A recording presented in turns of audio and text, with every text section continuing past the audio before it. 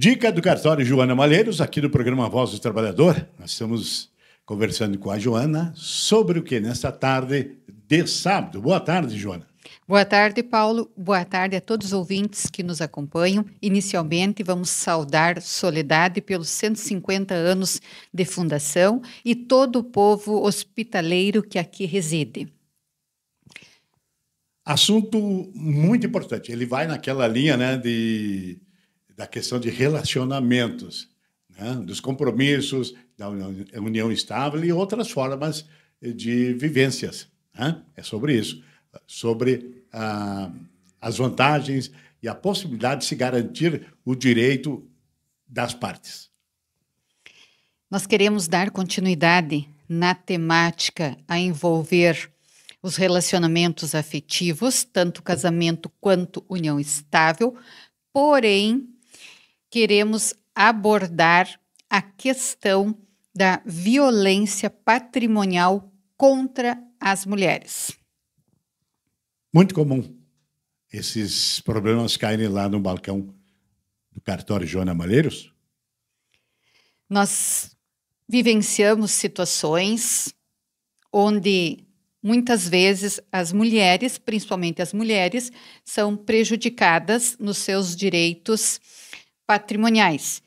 E é importante nós falarmos aqui que a violência doméstica, ela não é só a violência física, psicológica, emocional, sexual, mas também a violência patrimonial. E nós, como cartório de registro civil e demais outras especialidades, como que nós podemos auxiliar nesta causa? Como que nós, através do cartório, poderemos ter atos que venham inibir esta situação de violência patrimonial? É nesse viés que nós queremos, daqui para frente, trazer algumas situações. Isso é muito mais comum do que a gente imagina, né? Sim, muito mais comum. Ainda mais quando se vive numa sociedade que é arraigada pelo machismo, pela cultura de que a mulher é dona de casa, que a mulher é para cuidar do marido, dos filhos, embora nós tenhamos tido alguns e bastante avanços no sentido das mulheres se lançarem no mercado de trabalho, começarem a buscar a sua independência financeira. Joana, como é que se protege? O que deveria ser feito para que se protegêssemos um pouquinho mais as mulheres quanto a esse tipo de ação? Justamente, nós estamos há bastante tempo falando sobre a importância da formalização dos relacionamentos afetivos, quer através do casamento civil, quer através da formalização da união estável. O tipo de família que as pessoas queiram optar é uma escolha delas, é uma escolha do casal, mas a importância da sua formalização através de um instrumento público para firmar data, para firmar regime, para firmar que aquele relacionamento é um relacionamento de união estável ou de casamento. Joana, para o pessoal entender assim, vamos supor que eu seja casado na modalidade de união estável. Aí a parceira que se uniu a mim, ela não sabe, mas eu tenho um patrimônio considerável, né?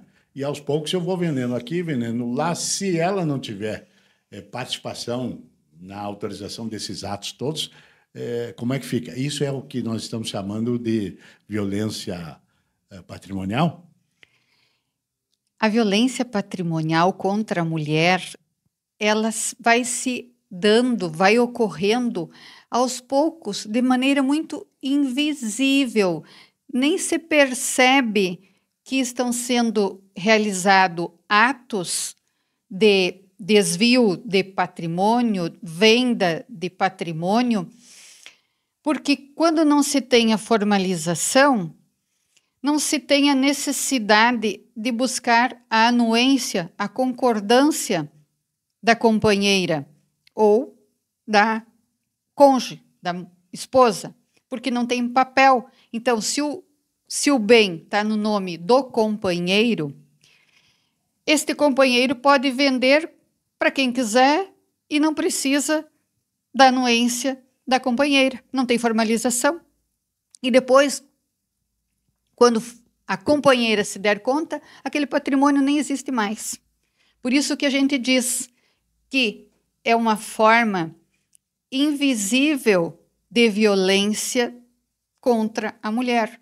A violência patrimonial, ela se dá de forma muitas vezes invisível e vai ser percebida lá na frente quando aquele casal estiver num litígio, num conflito, onde vem a questão da dissolução deste relacionamento. E às vezes, e muitas vezes, um relacionamento sem formalização. Não se sabe precisar nem quando que iniciou este relacionamento, porque papel não foi feito a escritura pública declaratória de união estável, não foi feito o termo declaratório de união estável, não se firmou data, não se tem um documento que realmente comprove o início daquela união estável.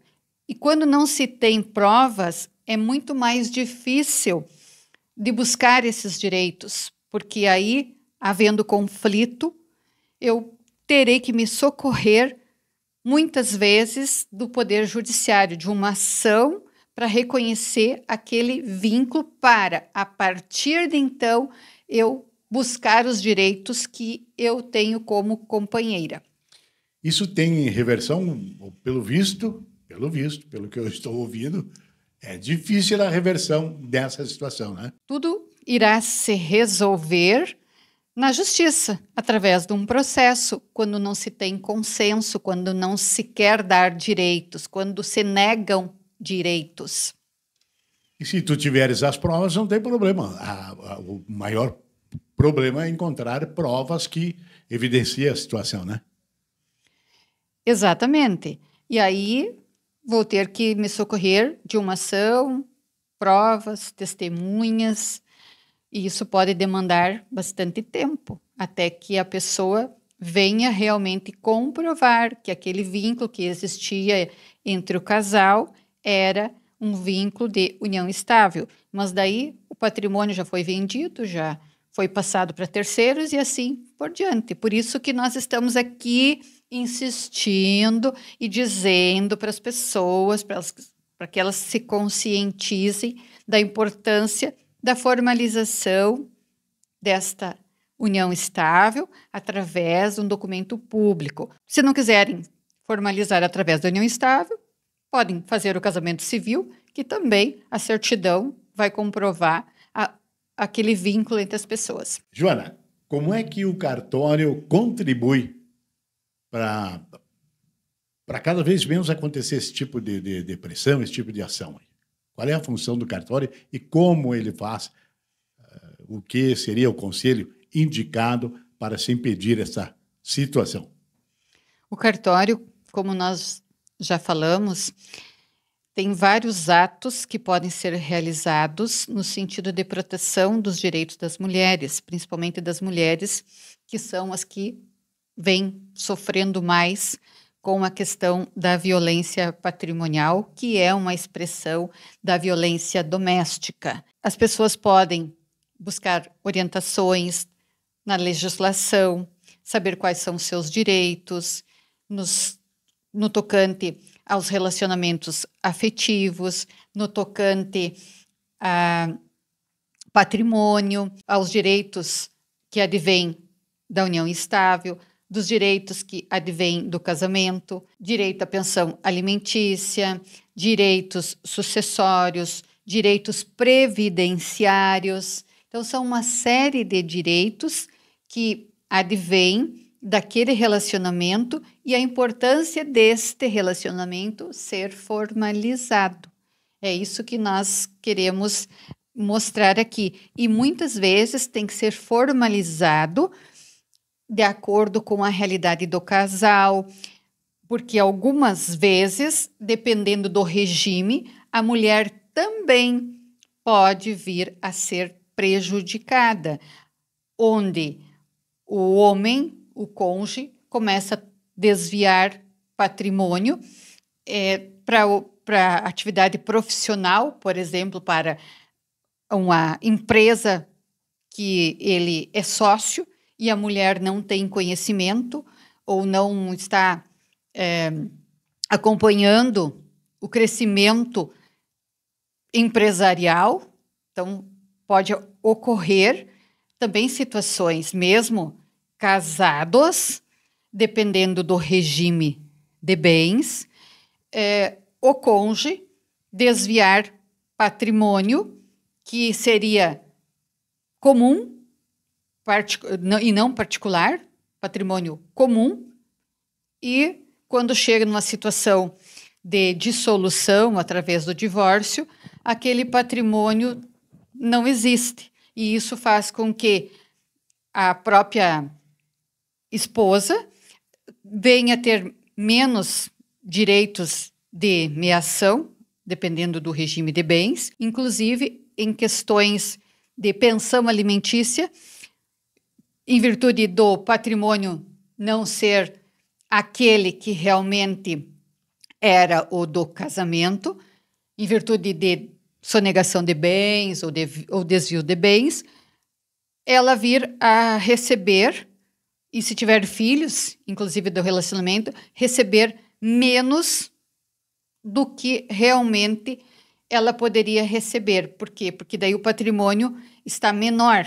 E aí aquilo que é possível o varão, o cônjuge, dispor, seria um patrimônio a menor, quando na verdade o patrimônio é outro, é um patrimônio maior, mas que em virtude da mulher não ter a participação, em virtude da mulher não se preocupar, esse patrimônio foi sendo desviado.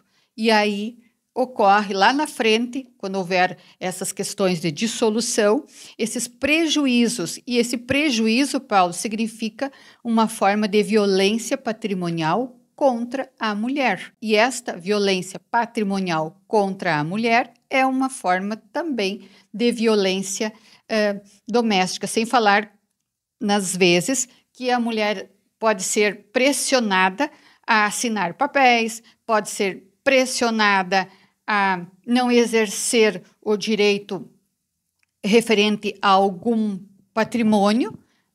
Enfim, são N situações que podem se formar dentro daquela situação. Finalizando, então, último recado, então, e principalmente lembrando mais uma vez que estamos de aniversário hoje, né, Joana? Exato. Deixamos aqui o nosso cordial abraço a todos os ouvintes que nos acompanham e esperamos que estas informações venham a ser úteis na vida das pessoas e nós estamos à disposição. E, mais uma vez, felicitar todos os munícipes pela passagem dos 150 anos de Soledade, terra de gente preciosa. Dica do cartório Joana Malheiros, aqui no programa Voz do Trabalhador.